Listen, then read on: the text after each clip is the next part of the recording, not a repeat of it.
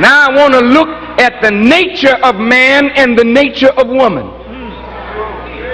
Because unless we know the nature of a thing, we don't understand the actions of that which we're looking at. Y'all all right? Look at the Bible. It says, after God made the man, he said, multiply, replenish the earth, subdue it. And he gave the man power and dominion over the fowl of the air, the fish of the sea, and every creeping thing that crawls upon the earth. Do you know why there's not a lot of men in the church, but there's a lot of men in Union Temple Baptist? You don't see men like this in churches. No, you don't. You don't see men like this in churches. Church got a lot of old men, tired men.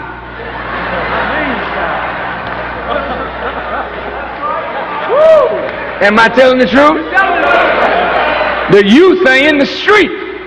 They're not coming to church, but they come here.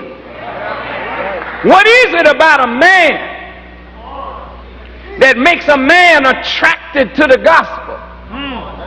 And what is it about a woman that makes us so attracted to the gospel and to the man Jesus? Yes, sir. Oh, brother. Come on, come on, come on.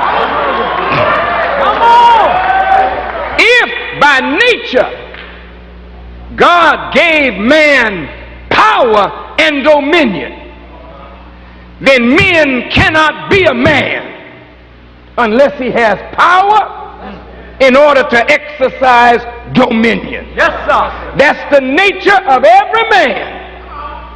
And whether you agree with me or not, in his nature, he knows he's supposed to have some power. Yes, sir. And he knows he's supposed to have rule, especially in his own house. And therefore, if he does not have the knowledge of how to establish his rule, Yes, sir. and the woman see him weak and ineffective, then she look at him and say, I ain't bowing down to this. I ain't gonna respect this. Why, I control him. Anytime I want him to do something, I know what to do for him. So it becomes a game that we play. You use your nature as a woman to put him in a condition where you can manipulate him and guide him around by his nose. So the Bible said, children are their oppressors, and women rule over them. That's not the nature in which God created this thing to go. And she can't respect no man that she rules. I'm going to say that again.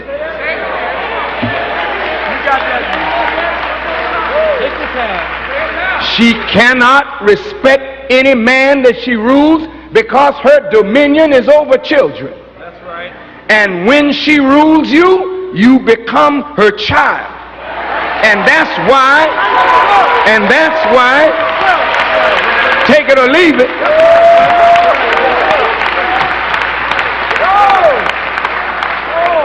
and that's why your favorite word is that MF word, because she's your mother instead of your wife. You wasn't looking for a wife, because when you look for a wife, you're looking to carry out a responsibility and a sacred duty. But when you're looking for a mother, you're looking for somebody to nurture you and take you by the hand and stroke you and do all kind of childish things to comfort a sniveling, crying little black baby. And that's why adultery is in the house of the black man. That's why our women don't stay in our bed. Anybody's bed will do, because she's still on the hunt, not for Red October, but for a black man in September.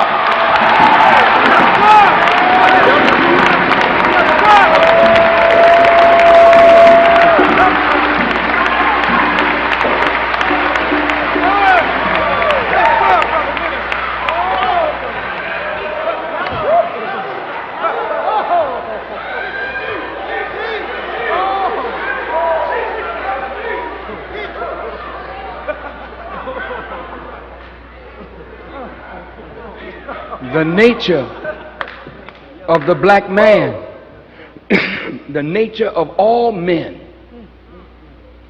is to multiply, not sexually.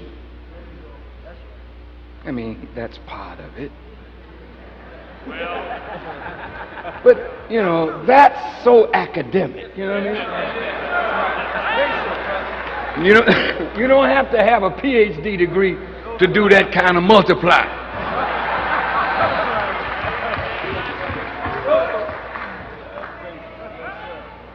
But when you say multiply, you have a multiplier, a multiplicand, and a product. God said multiply, replenish the earth. He's telling man, look at what I put in you. Look at what I put around you. You are the multiplier. This is the multiplicand. Now bring you up a product. That's the nature of man.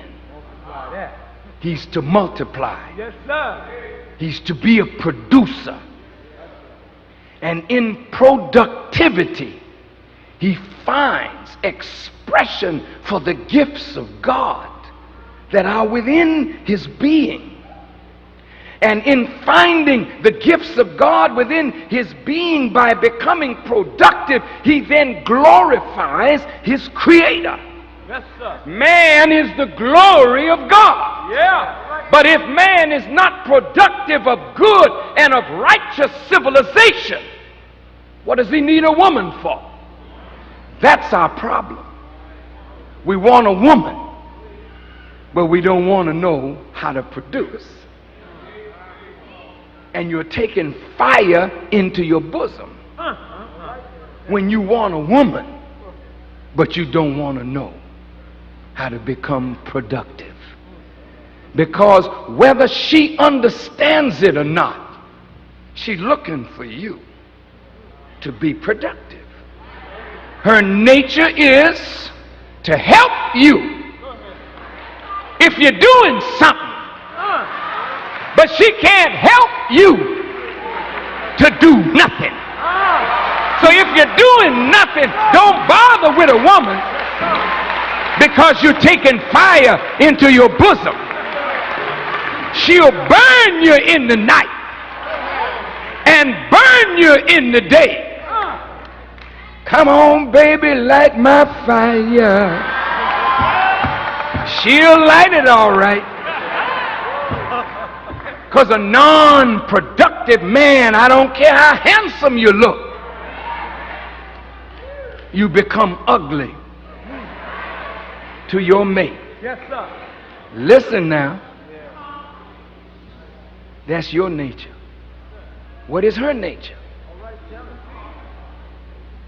In the Bible, God says he created the woman from the man to be the help meet. Not M-E-A-T.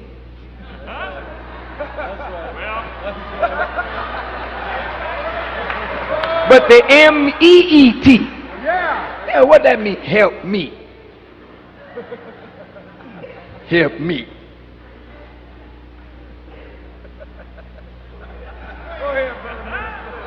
It means that God has given man a duty, a responsibility to become a producer. You don't produce without help, and you can't find a better helper to do anything in this world than a woman who believes in her man. Now, what did God put in you? See, your nature is to nurture, and your nature is to comfort and console. So the Quran says, in the woman he should find peace and quiet of mind. Not quiet of body, but quiet of mind.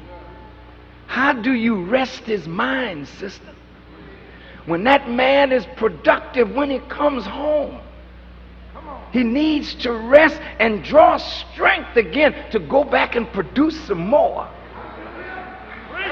So God gives him a woman who knows how to comfort and console, and look, not only knows how, happy to do it because he's so productive. Here comes that man of mine. Here he comes. Get it all ready for him because he's coming on home. Wait a minute, children. I got to get pretty for my man. He's coming home. She ain't coming to the door looking like the wreck of the Hesperus. She get herself together, perfume herself.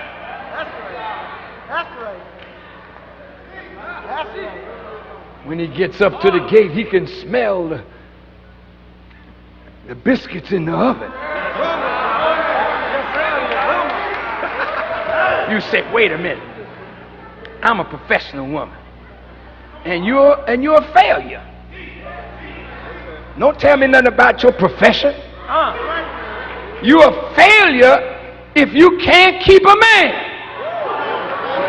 No profession can make you happy. No profession. Call yourself whatever the hell you want to. If there ain't a man in your life to make you happy, your profession can never do for you what God made man to do for you.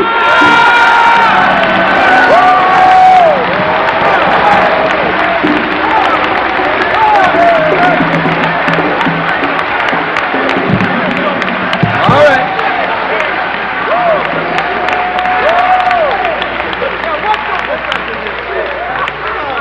Now look here. The Honorable Elijah Muhammad taught us that the only heaven for man is woman. I'm going to say that again. Go ahead. You want to go to heaven? Heaven ain't where you go sit down. You got to work your way to heaven. You got to earn your way to heaven. You got to do something so that heaven can reward you and bless you. A woman is a blessing to a man.